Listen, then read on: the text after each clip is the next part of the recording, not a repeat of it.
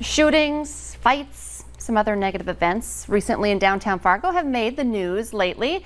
So is it safe downtown? People are asking that question. So today we continue our partnership with Fargo Police as we talk about some of the actual and perceived crime problems in the downtown area. And we have Sergeant Brent Halverson in studio with us. Thanks for coming in today. Yes, thank you for having me. I know it even kind of sounds scary, but you know, anytime anyone hears shooting, we see video on social media of the fight outside the old Broadway, and then all of a sudden it starts circulating that downtown is dangerous. It's a crime hotspot. Have you heard that from maybe people in the community?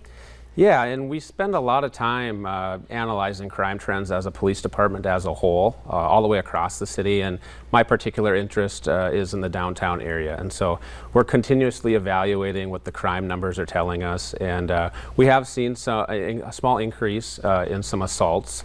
And when we look at those, a lot of what it tends to be is some kind of infighting of groups of people that know each other kind of during the daylight hours. And then we have a different crowd that comes out at about bar close time, where a lot of it tends to be alcohol consumption issue, where there's some intoxicated individuals that start some sort of argument, and then somebody throws a punch and hits the other person.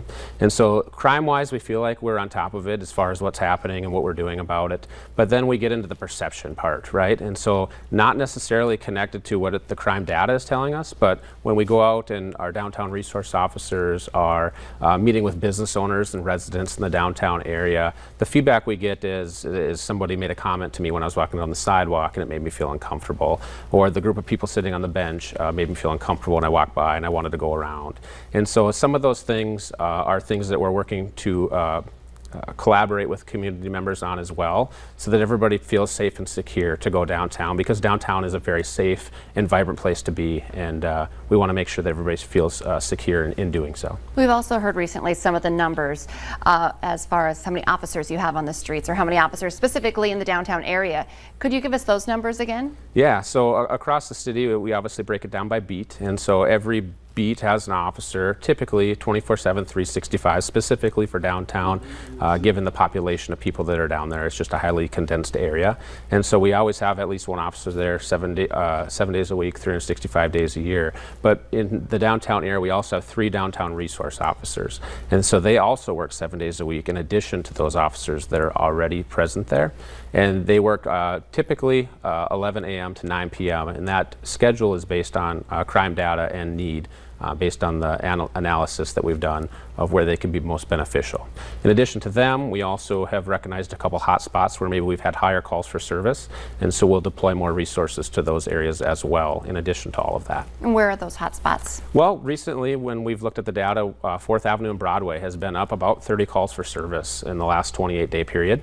And so we're planning some details there to kind of reclaim that street corner, if you will, and make sure we have a strong police presence where everybody feels comfortable to live and do business in that area. You started out by saying a lot of times these are people who know each other. Maybe it was a disagreement earlier in the day and then they reconnect and it kind of explodes.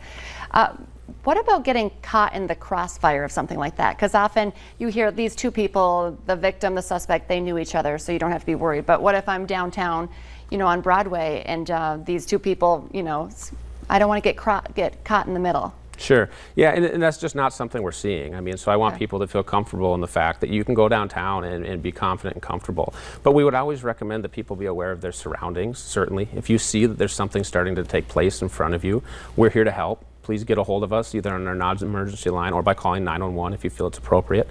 We would love to come assist you in making you feel comfortable in that situation. But keep your head up, stay off your phone when you're walking around anywhere, downtown or anywhere else. And if you see something that you don't want to be a part of, maybe do take the different path, but notify somebody. We have additional resources downtown for escorts through the Business Improvement District, and our Harm Reduction Center does a lot of outreach down there. So there's a lot of ways, even if it's not a criminal matter, just something that we could maybe help with. Maybe it's a dependency issue or a mental health issue. We're collaborating with community partners to resolve some of those issues as well. So it doesn't always necessarily have to be a crime. It could be something where maybe somebody just needs some help. We're also there for that purpose as well as the police department. Do you find that people are calling you when they should be, or they're just rolling on it for their own Snapchat feed?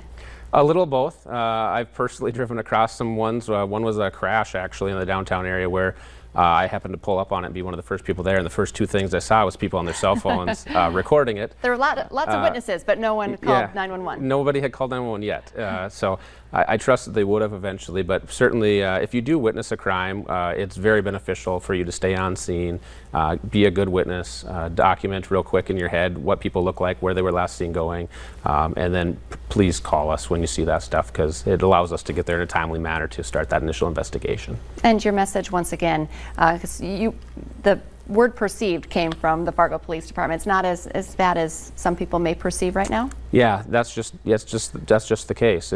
Crime data is not supporting that it's a dangerous place to be by any means. So we encourage you to come downtown. We're going to be there. We're starting a new slogan: walking together, working together, downtown together. And it's going to be a new social media campaign for us as well. And we just want people to feel confident and comfortable that we're there and we'll be walking by their side downtown, and we have a strong presence there as well. All right. Well, Sergeant Halverson, thank you so much for coming in and continuing the conversation. Yes, thank you. Stay with us. We'll be right back here on North Dakota Today.